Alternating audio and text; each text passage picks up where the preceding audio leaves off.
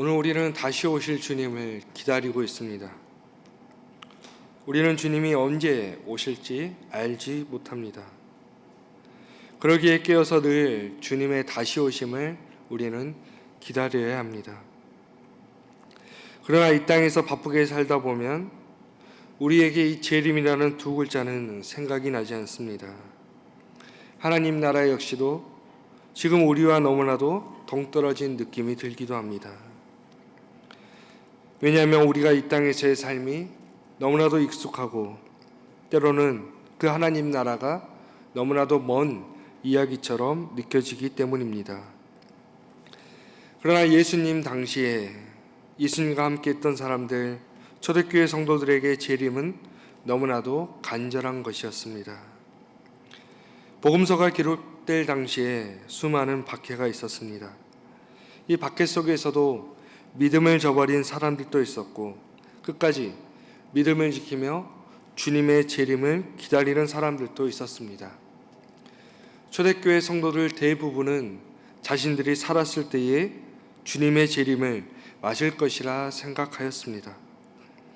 그러나 다시 오실 것 같았던 주님은 지금도 오늘날에도 오시지 않았습니다.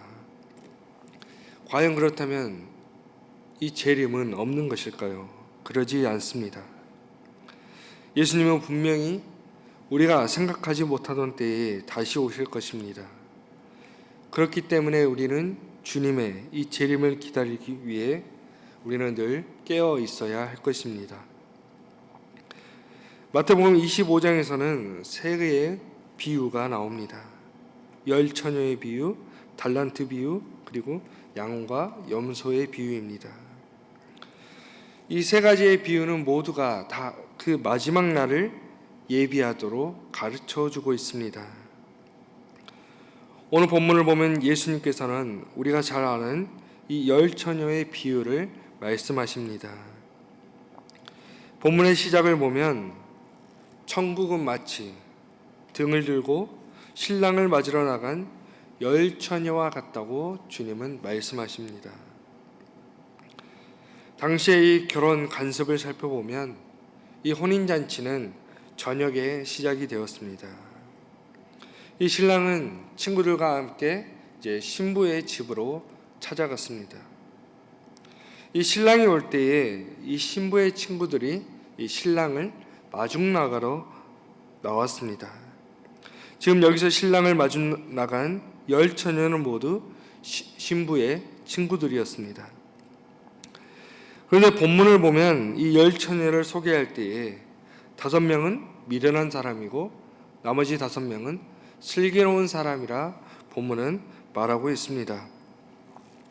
이들은 밤을 환하게 밝혀줄 수 있는 등을 들고 밖으로 나갔습니다.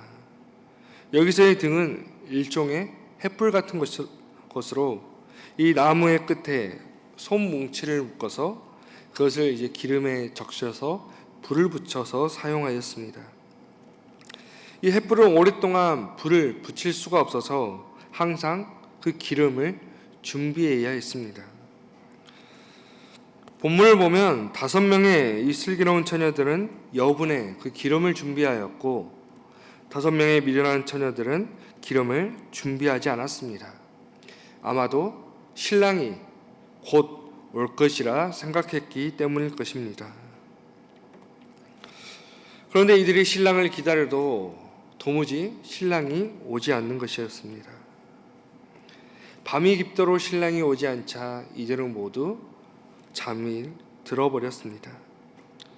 그런데 갑자기 한밤중에 이 외치는 소리가 들렸습니다. 바로 이 신랑이 오고 있으니 신랑을 맞으라는 소리였습니다. 이 소리에 열 처녀들은 모두 잠에서 일어나 서둘러서 등을 준비했습니다. 그런데 5명의 미련한 처녀들은 여분의 기름을 준비하지 않아 등이 이제 등불이 꺼져갔습니다. 그러자 5명의 슬기 있는 처녀들에게 기름을 빌리려고 했지만 그들은 둘이 같이 쓰기에 모자라니 기름을 사오는 것이 더 나을 것이라 이렇게 말하였습니다. 이처럼 오늘 본문에서 10명의 그 처녀 가운데 이 5명의 그 사람들이 왜 미련한 사람인지 우리는 알 수 있습니다. 슬기로운 사람들은 혹시 모를 상황에 대비하여서 여분의 기름을 준비하였지만 미련한 사람들은 미처 여기까지는 생각하지 못한 것이었습니다. 신랑이 아직 오지 않았을 때에는 기름을 빌려줄 수도 있었지만 이제는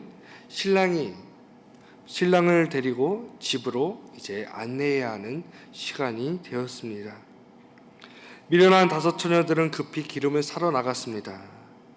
그러나 이미 그들이 기름을 사러 나가는 동안 신랑이 도착하였습니다. 너무 늦어버렸습니다. 우리 함께 본문 10절의 말씀을 함께 읽어보겠습니다. 그들이 살아간 사이에 신랑이 오므로 준비하였던 자들은 함께 혼인잔치에 들어가고 문은 닫힌지라. 아멘.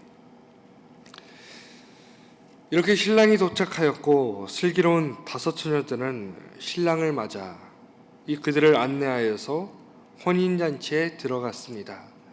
그리고 그 혼인잔치의 문은 굳게 닫혔습니다. 이후에 미련한 다섯 처녀들이 와서 주여 주여 우리에게 열어주소서 간청하지만 이미 소용이 없었습니다. 그 때가 지나버렸기 때문입니다. 오히려 신랑은 내가 너희를 알지 못한다라고 말할 뿐입니다. 오늘 본문은 이 종말론적인 상황을 보여주고 있습니다. 주님은 그런즉 깨어 있으라 너희는 그날과 그때를 알지 못하느니라 이렇게 말씀하십니다. 오늘 본문의 비유에서 등장하는 열 처녀는 바로 주님의 재림을 기다리는 교회라 할 수 있습니다. 그리고 신랑은 바로 예수님이십니다. 그리고 이 본문에서 신랑이 도리어 오는 것은 바로 지금 이 재림의 지연입니다. 그리고 갑작스럽게 신랑의 도착함을 알리는 것은 바로 갑작스럽게 임할 주림의 그 재림의 때입니다. 그리고 이 마지막에 이 미련한 처녀들을 거부하는 것은 바로 이 심판을 의미하고 있습니다. 오늘 본문의 핵심은 우리가 이 재림의 때를 알지 못한다는 것입니다. 그리고 우리는 이 재림의 때를 알지 못하기 때문에 늘 깨어서 준비해야 한다는 것을 말씀하고 있습니다. 오늘 우리가 늘 깨어 있어야 한다는 것은 우리가 정말로 잠을 자지 않고 깨어 있어야 한다는 뜻이 아닙니다. 바로 신랑이신 예수님을 맞이할 수 있도록 우리가 충분한 기름을 준비하고 있어야 한다는 것입니다. 오늘 본문에서의 기름이 무엇을 의미하는지는 우리는 정확하게 알 수는 없습니다. 그러나 그것이 오늘 우리가 이 믿음의 자리를 지키는 데에 꼭 필요한 것임을 우리는 알 수 있습니다. 오늘 이 열 처녀의 비유에서 이 미련한 다섯 처녀들이 신랑을 맞이하지 못한 이유는 신랑이 왔을 때에 그들이 그 자리에 없었기 때문입니다.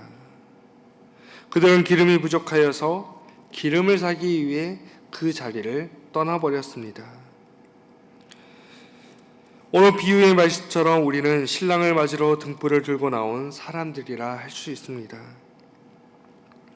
슬기로운 사람들은 신랑을 맞이하는데 어떠한 어려움이 없도록 충분한 기름을 준비했지만 미련한 사람은 그러지 못하였습니다.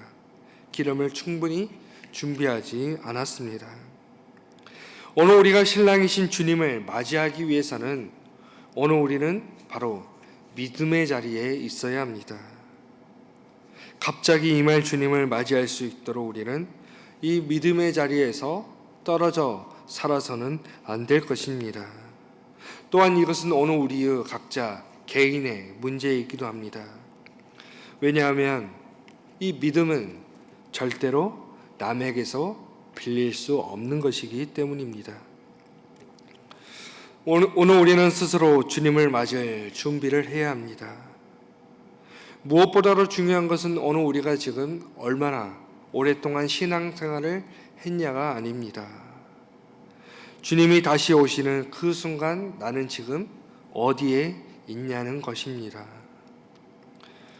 오늘 우리의 세상은 우리가 이 믿음의 자리를 떠나도록 우리를 시험하는 것들이 많이 있습니다. 때로 우리는 이 믿음의 자리를 박차고 나가 세상 속에서 살아가기도 합니다. 그러나 오늘 우리에게는 주님께서 주시는 그 사명이 있습니다. 열 처녀들의 사명은 신랑이신 주님을 맞아 집으로 안내하는 것이었습니다. 오늘 주님이 우리에게 원하시는 것은 오늘 우리가 늘 깨어 있어서 주님이 주신 그 사명을 끝까지 지키는 것입니다.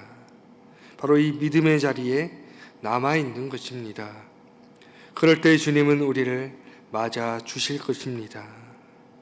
이처럼 오늘 하루도 삶의 자리에서 우리에게 주어진 시간을 헛되이 보내지 않고 믿음으로 늘 깨어 있어서 다시 오실 주님을 기다리며 또한 믿음으로 준비하시는 삶을 살아가시는 우리 정읍중앙교회 성도님들이 되시기를 주님의 이름으로 간절히 축원합니다. 하나님, 오늘 우리가 늘 깨어 있게 하여 주옵소서.